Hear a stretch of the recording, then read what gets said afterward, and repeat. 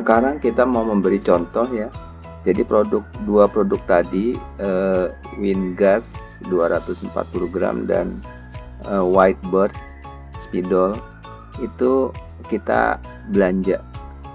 Jadi pertama ya, produk itu harus kita link dulu dengan pemasok dan kita tambahkan harganya. Karena dia ada barcode-nya, kita langsung saja ke cek produk dengan barcode-nya. Ya.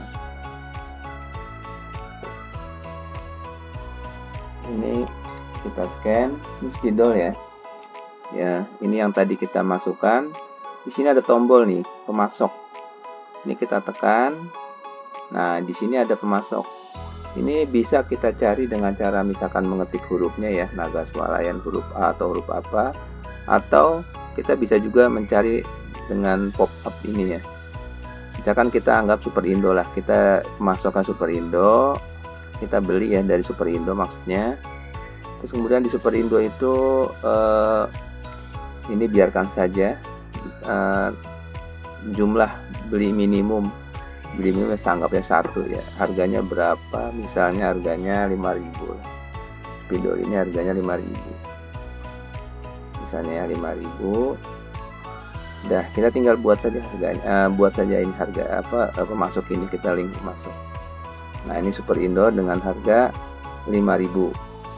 Nah, terus kemudian ini kan barang yang satu ya, barang yang kedua ya. Kita coba cek produk lagi nih, cek produk seperti tadi untuk Wingasnya.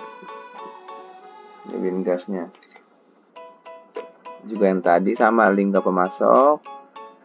Ya, kita beli berapa sama yang tadi. Kita beli dari Superindo. Ya, beli minimum anggap aja 1 ya. Terus kemudian harga terakhir kita beli di tempat itu, misalkan kita beli 19.000 misalnya 19.000. Ini kita buat, jadi sudah ada linknya Superindo, harga 19.000. Nah, sekarang kita belanja.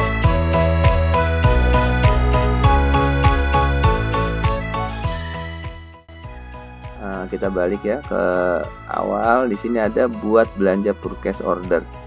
Nah, di sini satu lagi ya, jangan lupa di sini ada tombol kosongkan. Jadi ketika Anda misalnya ini ya, ini pemasok kita lupa nih, kita langsung maju ya. Kan di sini kan nggak ada pemasok, ini barang ini mestinya kosong, itu kita bingung nih gimana. Ini kosongkan saja nih, tombol kosongkan. Nah, jadi di reset lagi ya. Sekarang kita dari awal lagi. Nah, kan karena kita belanja ya, ini belanja. Atau kalau kita dari awal yang sini, tombol yang sini belanja. Ini kita masukkan dulu pemasoknya Superindo. Oke ya. Kemudian kita lanjut. Ini ID pesanan boleh diisi, boleh tidak. Nama pesanan boleh diisi, boleh tidak. Kalau misalkan nama pesanan mau diisi, misalkan belanja tanggal berapa juga bisa ya. Tulis seperti itu. Ini kita continue. Nah, sekarang kita mau cek ya. Tadi kan kita beli apa? Wingas ya. Wingas. Ini Wingas. Kita mau belanja misalkan 10 botol. Ini kita belanja. Ini kan dengan harga tadi 19.000 yang kita input ya, sudah masuk ya. Terus kemudian kita mau beli lagi snowman ya tadi ya namanya ya. Snowman ya, yang ini ya. Snowman kita mau beli misalnya 30 buah. Satunya tadi kan 5.000 ya, kali 350.000. Ini belanja kita nih ceritanya ya, kita lagi belanja. Kalau ini udah oke, kalau kita mau edit harganya misalkan berubah nih, kita bisa edit nih. Misalkan ternyata harganya 5.500 ya misalnya ya. Nah, kalau dia diedit nih, tandain yang ini nih. Tandain, hitung ulang. Nah, nanti dia harga jadi 5.500 ya. Harga ini juga berubah, update.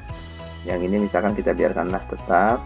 Kalau kita mau lihat kita sekarang ini punya berapa sih? Tadi kan kita tinggal 5 ya, karena kita udah jual 2. Kita masukkan stoknya 7, kita jual 2, tinggal 5. Yang ini juga sama ya, tadi kita masukkan 9, kita jual 3, tinggal 6. Jadi yang ada di toko kita itu. Ini kita selesaikan ya. Ini kan udah hitung ulang juga tidak, kan kita selesaikan. Nah, ini kan belanja nih, nanti mau dikirim kemana nih belanjaan ini? Tentu saja ke tempat toko kita. Ini kebetulan tokonya cuma 1 ya. Jadi udah biarkan saja, continue.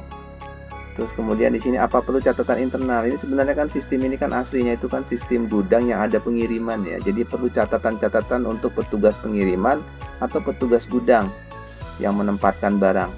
Tapi karena ini contoh sederhana, lupakan saja ya. Ini biarkan saja kosong.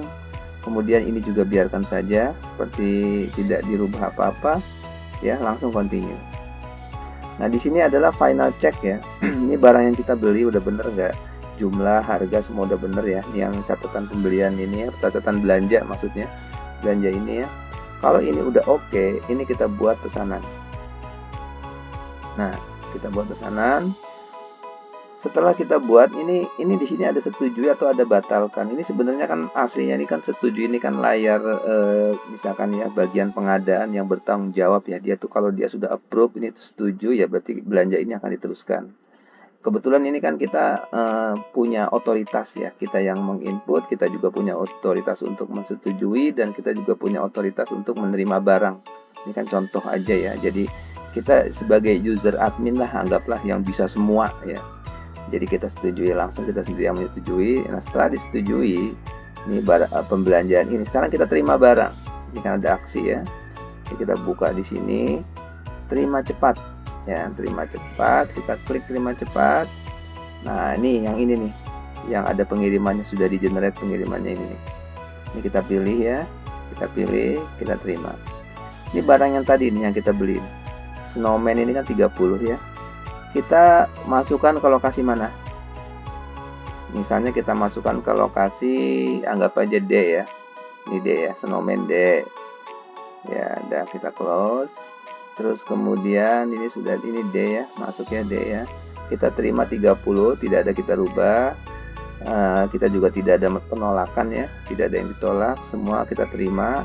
Ini harga waktu kita beli 5.500 sudah benar. Yang kedua sekarang Wingas, kita belanja 10, kita letakkan di misalnya tempat yang sama lah, misalnya ya ini ya, di D ini ya, kita sama, ini kan sama sudah D ya. Terus kemudian jumlahnya juga 10, tidak ada yang ditolak, kita terima semua, kita belinya 19.000 ya. Ini kita terima nih ya, kita terima. Nah, ini setelah kita terima, ini kita punya data nih, ini 30 kita terima, diletakkannya di mana, ini juga diletakkannya di mana. Terus kemudian ID inventarisnya juga ada nih, ID stok ya. Kalau kita cek stoknya juga bisa dari sini atau kita edit ya. Ini kita udah. Sekarang kita lihat ya dari layar kasir kayak apa sih ya.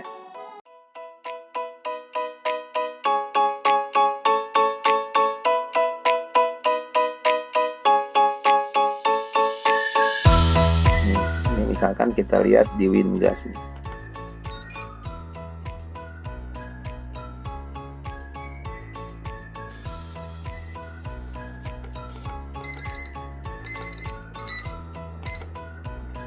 Nah, ini dia Wingas nih. Sudah kita masukkan ceritanya ya. Kita lihat stoknya nih.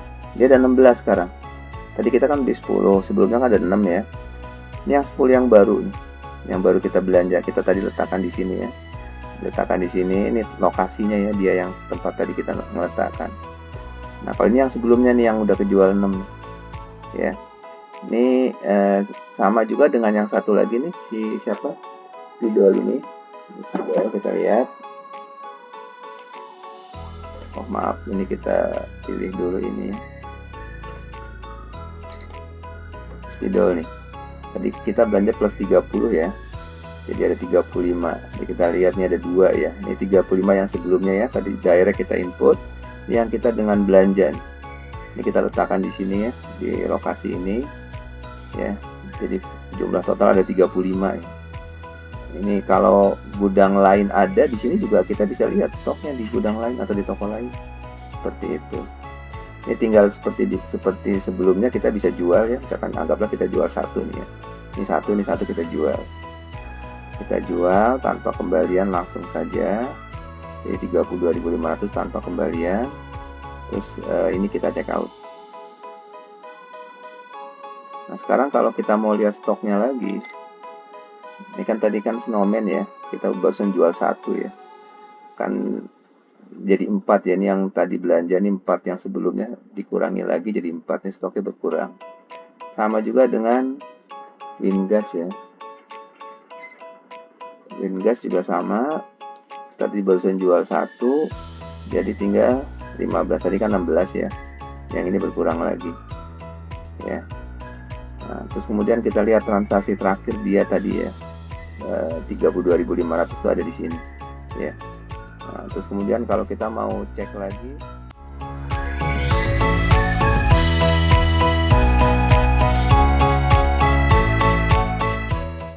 di pos terminal 1 HTML-nya. Nah, ini kan barusannya 32.500 ini sudah muncul lagi di sini ya. Ini untuk mengawasi kasir ya. Ini kan kebetulan sedang berlangsung, belum ditutup ya. Nanti ini transaksi semua tercatat di sini. Jadi kita akan tahu uang masuknya, hasil penjualan uang masuk berapa ya, sampai dengan kas akhir itu berapa kita tahu, akan terkendali semua.